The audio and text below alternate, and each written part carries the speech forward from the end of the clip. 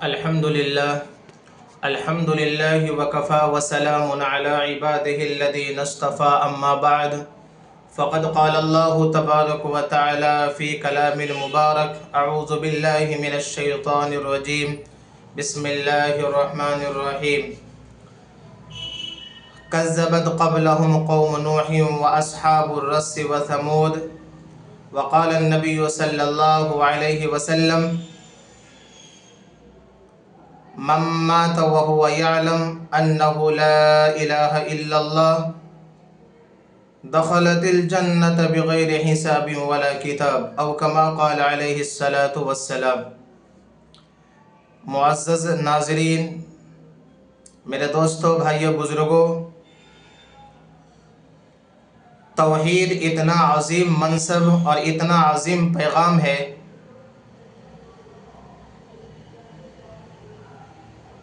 کہ اللہ تعالیٰ نے اس پیغام توحید کے لیے اس دنیا میں 1,20,4,000 انبیاء کرام کو دنیا میں بھیجا۔ پیغمبر دنیا میں نمازیں پڑھانے کے واسطے نہیں آئے، پیغمبر دنیا میں زکوٰۃ دلوانے کے واسطے نہیں آئے،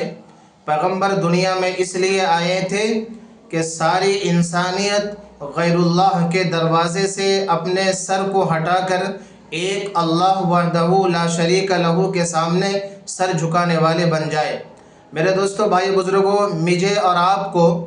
بغیر تکلیف کے یہ ایمان ملا ہے، یہ کلمہ ملا ہے۔ اس پیغام توحید کے لیے حضرت نوح علیہ السلام کو پتھر کھانے پڑے ہیں، اس پیغام توحید کے لیے حضرت ابراہیم علیہ السلام کو آگ میں گرنا پڑا، اس پیغام توحید کے لیے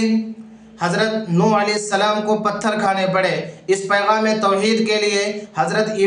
ابراہیم علیہ السلام کو نمرود کے مقابلے میں آنا پڑا، اس پیغام توحید کے لیے حضرت موسیٰ علیہ السلام کو فرعون کے مقابلے میں آنا پڑا، اس پیغام توحید کے لیے حضرت زکریہ علیہ السلام کو آڑے کے نیچے آنا پڑا۔ میرے دوستوں، بھائی بزرگوں، ہر نبی نے اس اسلام کے لیے تکلیف اٹھائی ہے۔ میرے دوستوں، بھائی بزرگوں، ہر نبی نے اس پیغام کے لیے یعنی لا الہ الا اللہ کے لیے تکلیف اٹھائی ہے۔ اسی پیغام توحید کے لیے میرے دوستوں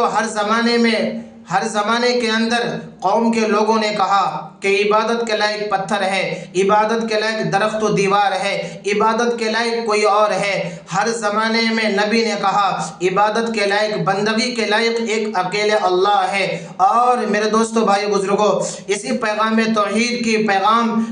جب نبی نے اپنی قوم کو دیا تو قوم کے لوگوں نے ماننے کے بجائے قوم بغاوت پر اتر آئی، اور اسی بغاوت کے جرم میں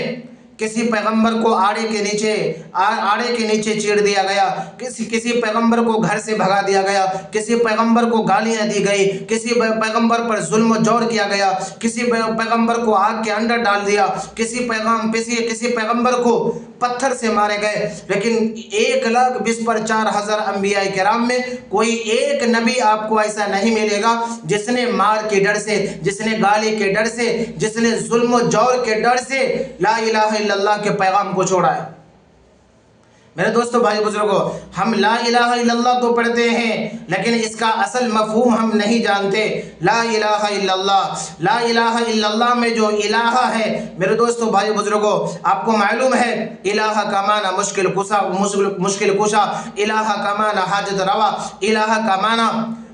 بگڑی بنانے والا، الہ کا معنی بچہ دینے والا، الہ کا معنی بچیاں دینے والا، الہ کا معنی بے اولاد کرنے والا، الہ کا معنی بیمار کرنے والا، الہ کا معنی شفا دینے والا، الہ کا معنی صحت دینے والا، الہ کا معنی زندگی دینے والا، الہ کا معنی موت دینے والا، الہ کا معنی امیر بنانے والا، الہ کا معنی غریب بنانے والا، الہ کا معنی زمین کا مالک، الہ کا معنی آسمان کا مالک، الہ کا معنی جنت کا مالک، الہ کا معنی جہنم کا مالک، الہ کا معنی رات کا مالک، الہ کا معنی دن کا مالک، الہ کا معنی سورج کا مالک، الہ کا معنی چاند کا مالک، الہ کا معنی کل جہاں کا رب، جس کو قرآن کریم میں اللہ تعالیٰ نے فرمایا الحمدللہ رب العالمین، تمام تعریفیں اس اللہ کے لیے ہے جو کل جہاں کا پالنہار ہے۔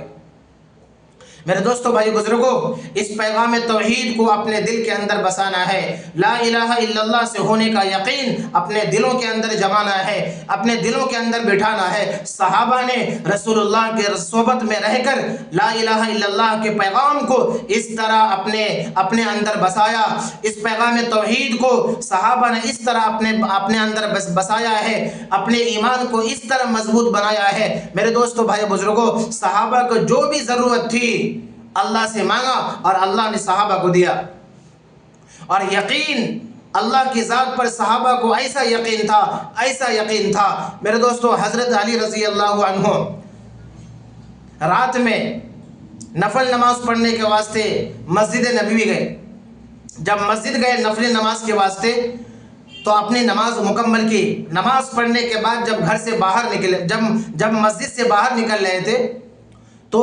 چند لوگوں کو دیکھا کہ پہرا دے رہا ہے۔ حضرت علی نے پوچھا، کیا ماجرا ہے، تم سب یہاں کیا کر رہے ہو؟ نوجوانوں نے جواب دیا کہ ہم آپ کے پہرے داری کے واسطے آئے ہیں، ہم آپ کے نگرانی کے واسطے آئے ہیں۔ تو حضرت علی نے جواب پوچھا کہ زمین والوں سے یا آسمان والوں سے؟ تم میری حفاظت کے لیے آئے ہو زمین والوں سے یا آسمان والوں سے؟ ان نوجوانوں نے کہا کہ زمین والوں سے۔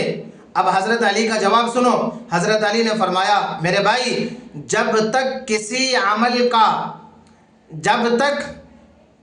عمل کا فیصلہ جب تک آسمان پر نہیں ہو جاتا،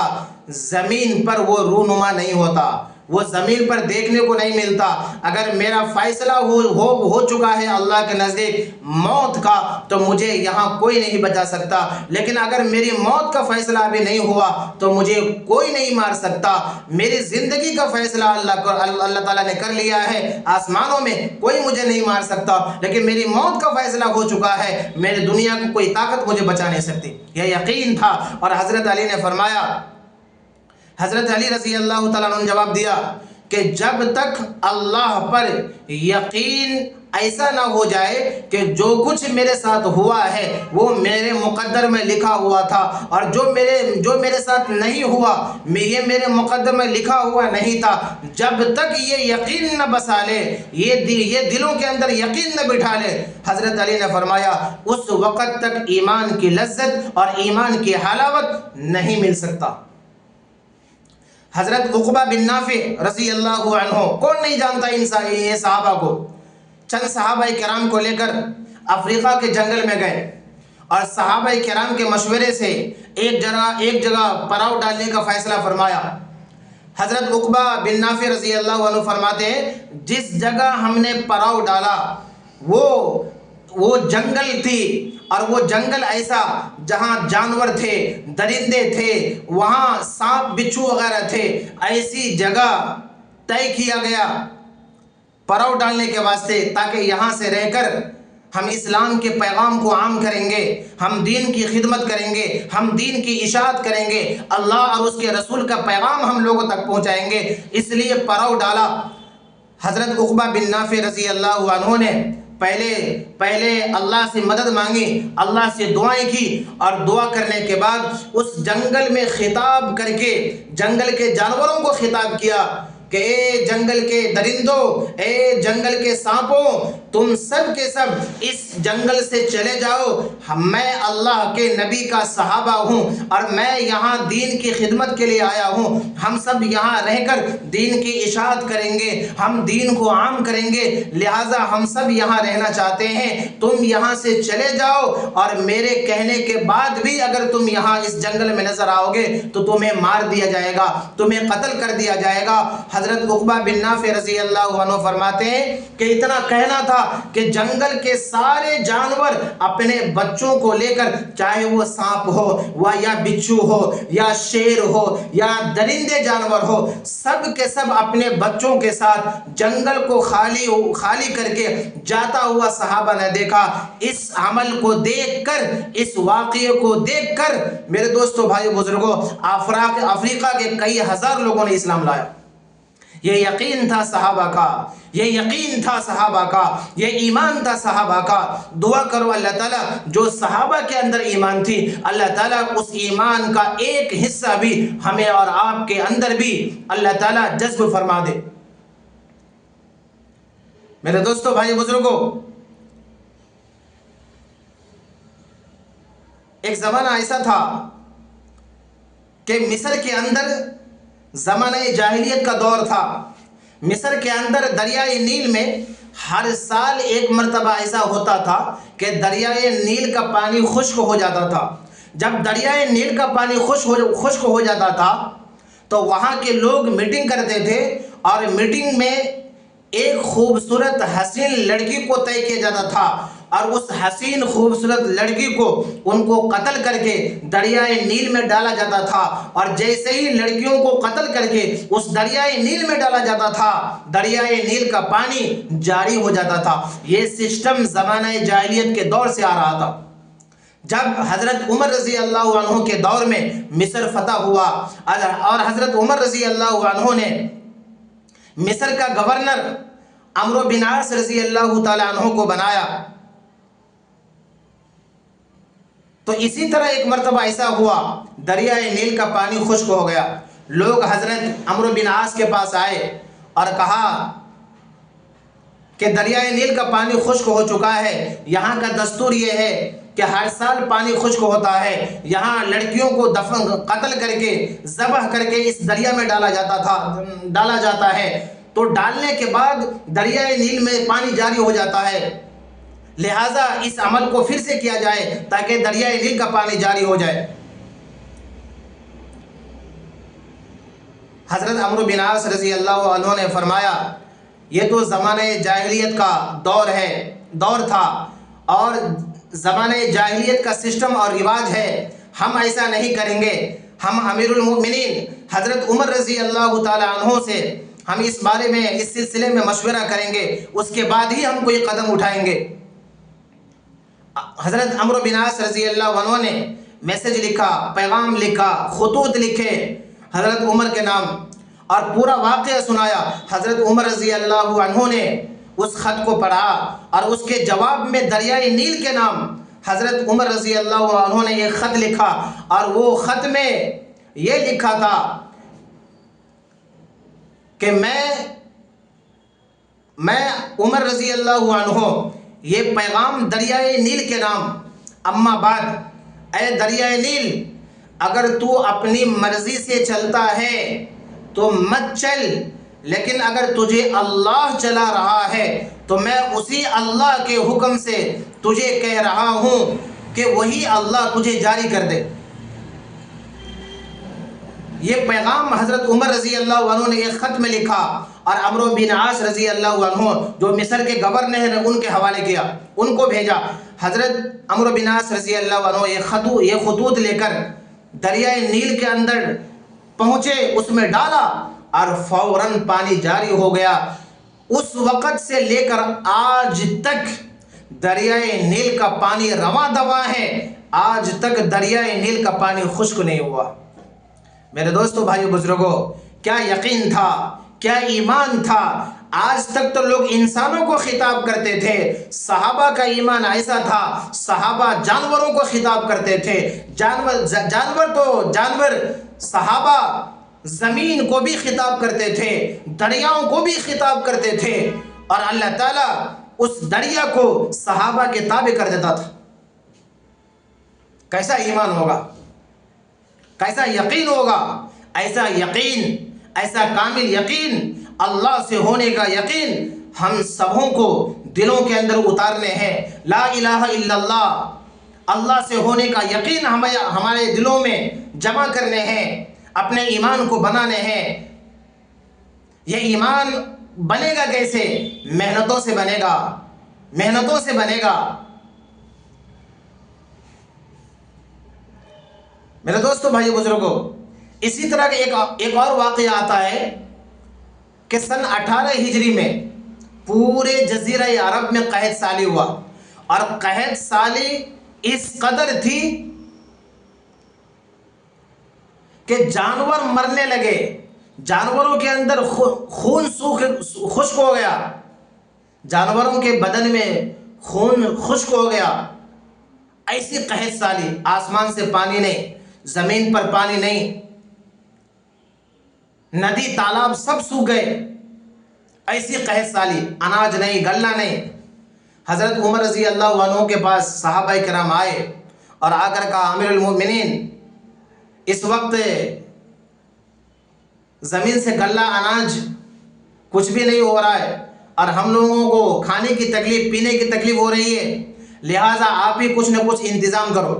حضرت عمر رضی اللہ عنہ نے فرمایا ان قریب میں کچھ انتظام کروں گا انشاءاللہ۔ حضرت عمر رضی اللہ عنہ نے پیغام لکھا مصر کے گورنر عمرو بن عاص رضی اللہ عنہ کو، یہ پیغام لکھا کہ مدینے میں قحط سالی ہے اور مصر میں غلے اور اناج کی فراوانی ہے، لہذا تم مصر سے غلے اور اناج مدینے بھیجو۔ حضرت عمرو بن عاص رضی اللہ عنہ نے جب خط پڑھا تو اس نے جواب دیا کہ بہت جلد میں اتنا غلہ اور اناج بھیجوں گا، اتنا بھیجوں گا مصر سے غلے اور اناج کہ پہلا اونٹ اگر مصر میں ہوگا تو آخری اونٹ مدینے میں ہوگا۔ حضرت عمرو بن عاص رضی اللہ عنہ نے غلہ اور اناج بھیجا اور حضرت عمر رضی اللہ عنہ نے لوگوں میں اعلان کیا اور لوگ آ رہے ہیں، غلہ اور اناج لے رہے جا رہے ہیں۔ ایک صحابی ہیں حضرت بلال بن حارث رضی اللہ عنہ، جنگل میں بکریاں چرا رہے، اس نے جب یہ بات سنی کہ حضرت عمر رضی اللہ عنہ کے پاس غلے اور اناج آئے ہیں اور وہ تقسیم کر رہے ہیں، وہ اعلان ہو رہا ہے، تو بلال بن حارث رضی اللہ عنہ نے سوچا کہ اب تو غلہ اور اناج تو آ ہی چکا ہے، اللہ نے اس کا انتظام کر ہی دیا ہے، لہٰذا ایک بکری میرے پاس ہے، میں اس کو ذبح کر لیتا ہوں اور ذبح کر کے کھا لوں گا، اس کے بعد ہم امیر المؤمنین کے پاس جائیں گے۔ حضرت بلال بن حارث رضی اللہ عنہ فرماتے ہیں کہ میں نے اس جانور بکری کو ذبح کیا، اس بکری کے بدن میں سے اللہ کی قسم